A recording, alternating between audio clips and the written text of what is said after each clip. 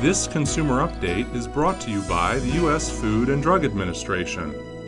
Sunscreen can be an important part of protecting our skin from the sun's harmful rays. But how do we know which sunscreens provide the greatest protection? We all need protection from the sun's ultraviolet radiation.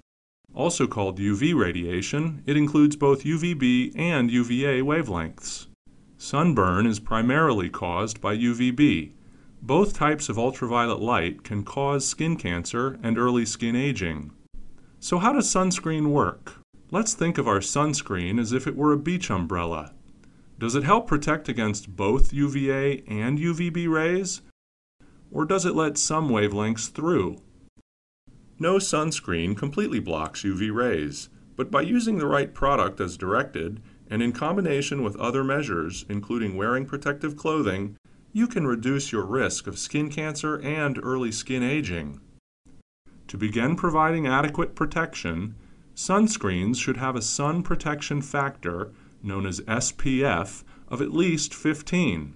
But that's not enough. This will stop some UVB rays, but may not stop UVA rays. To protect against both, you need something called broad spectrum protection. So let's increase the protection by adding broad spectrum to our SPF 15 sunscreen. Now we're protecting against UVA and UVB rays. Okay, what happens if we increase the SPF to 50, but leave out broad spectrum? The higher SPF provides more protection against UVB rays, but without broad spectrum, this may not adequately protect against UVA rays.